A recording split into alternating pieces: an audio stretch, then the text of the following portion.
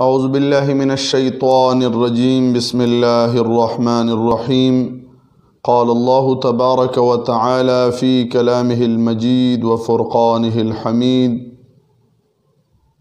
قل هو اللہ احد اللہ الصمد لم یلد ولم یولد ولم یکن لہ کفوا احد صدق اللہ ورسولہ۔ معزز سامعین کرام، یوٹیوب چینل کے ذریعے ہم آپ سے ایک مرتبہ پھر مخاطب ہیں۔ سلسلہ عقائد ذات و صفات الہی کا شروع ہے۔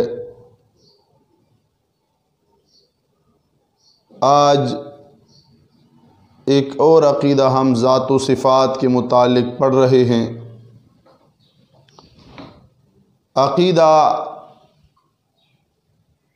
یہ ہے کہ جس طرح اس کی ذات قدیم ازلی ابدی ہے، صفات بھی قدیم ازلی ابدی ہیں۔ یہ چیز بہت قابل غور ہے۔ قانون یہ ہے جیسے ذات ویسے صفات، ذات ازلی صفات بھی ازلی، ذات ازلی صفات بھی ازلی، ذات ابدی صفات بھی ابدی۔ جیسے منح الروض الازہر للقاری میں درج ہے، ان صفات اللہ و اسماءہ کلہا ازلیۃ لا بدایۃ لہا و ابدیۃ لا نہایۃ لہا لم يتجدد له تعالى صفة من صفاته ولا اسم من اسمائه لأنه سبحانه واجب الوجود لذاته الكامل في ذاته وصفاته۔ جس کا لب لباب اور خلاصہ یہ ہے کہ اللہ کے صفات اور اسماء ازلی ہیں، اس کے لیے کوئی ابتدا نہیں، ابدی ہیں، ان کے لیے کوئی انتہا نہیں۔ جیسے ذات ازلی ہے اسی طرح صفات بھی ان کے ازلی ہیں۔ پھر فرمایا آخر پہ فصفاتہ تعالی کلھا ازلیۃ ابدیۃ، اللہ کے صفات تمامی کے تمامی ازلی ہیں اور ابدی ہیں۔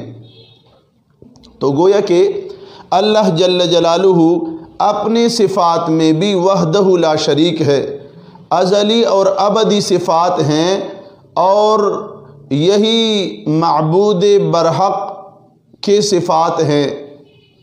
ایسی صفات مخلوق کے لیے کوئی شخص عقیدہ رکھے تو وہ مشرک ہو جاتا ہے۔ اللہ کی صفات مخلوق کو دینا شرک ہے، شرک فی الصفات کہلاتا ہے۔